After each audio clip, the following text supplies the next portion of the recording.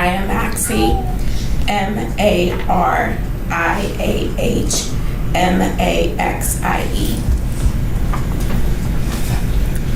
And Sundays, I pack a foldable beach chair in a green basket filled with cleaning supplies, paper towels, and other random tools into the trunk of my car and head to Publix, not even 30 seconds from my house. Once inside of Publix, I make my way to the floral department where I browse for fresh and vibrant flowers, typically in the shade of bright pinks and purples.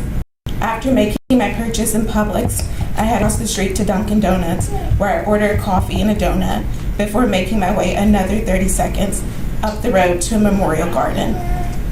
I drive to the back of the garden and stop in front of a plot in the Garden of Peace, where I unpack the foldable beach chair, the green basket, the fresh flowers, and my breakfast. I plot myself in front of a marker that reads Kennedy Maxie, where emblems of Santa Claus, a unicorn, a paintbrush, and the dates January 26, 2013 through December 26, 2020 are displayed. I eat my breakfast and listen to music. Some days I watch TV shows that she loved, like Tom and Jerry or the Teenage Mutant Ninja Turtles, before I clean the marker, sometimes trimming the grass around it. Before I leave, I whisper to my daughter, hopeful that she can hear me, I wish that we could be together. I touch my fingers to my lips and then run those same fingers over her name before heading home. This act of Sunday visits allows me to do something for my daughter. It allows me the opportunity to take care of her in one of the only ways I'm left to do so. That is what my life has been reduced to. Breakfast at cemetery on Sunday mornings, and motherhood expressed an act of cleaning a tombstone marker for my deceased daughter. My life was so different before the night of December 21st, 2020. I became Kennedy's mother at only 20 years old in the middle of my sophomore year of undergrad. I made a vow the summer after she was born to do whatever it took to ensure that my daughter's life was not minimized as a result of her being born to a young single mother. I wanted nothing more for my life than to honor her as her mother, to be worthy of being her mother. So I worked my butt off. From the time Kennedy was 5 months old, I worked full-time and was enrolled in school at the maximum number of credits each semester so that I could graduate with my class while maintaining financial stability for the two of us. I never took my foot off the pedal. I pursued my master's. I built a career all in hopes of propelling our lives forward. Outside of working and going to school full-time or even traveling for work, every free second I had was spent with my kid. I woke up early to pack her lunch, to get her dressed for school. I frequented Target with her to buy her toys that she didn't need. I took her on little mommy and me dates. I planned Disney World trips and trips to the beach so she could experience places I was fortunate to visit when I was a kid. I went overboard on Christmas because I wanted her to believe in the magic of the holiday season. In January 2020, I realized it was time for me to establish some roots for my baby and me. Every Saturday, I would drive Kennedy by the little lot of land where our house was being built. I was so excited to gift her her own room. We moved into our new house in July of 2020. We spent roughly 5 months there together before Kennedy got hurt.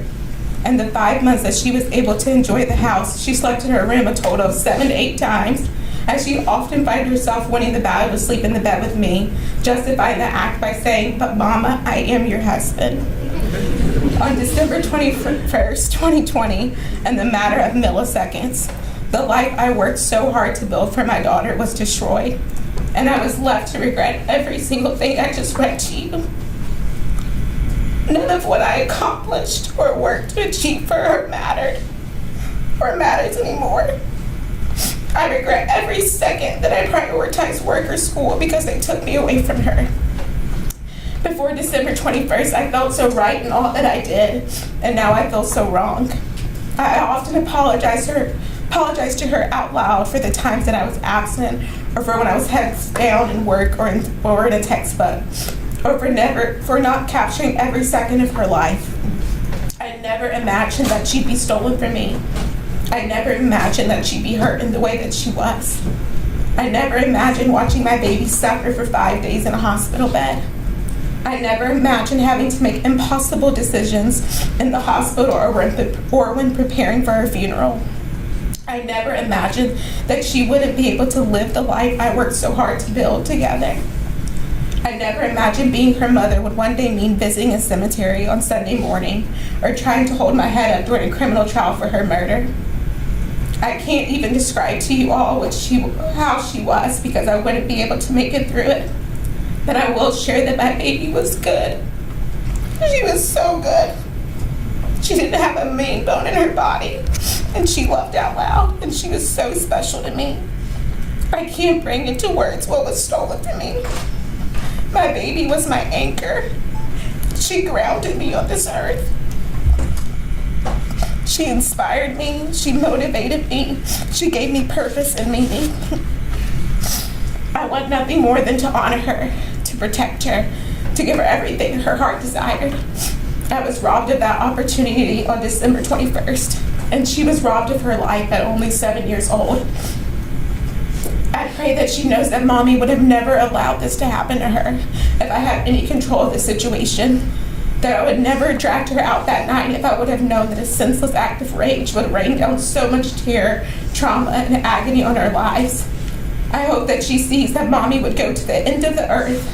I would sit uncomfortably and in pain in any courtroom across this galaxy to fight for justice and to ensure that the person that hurt her and stole her from me is held accountable for his actions.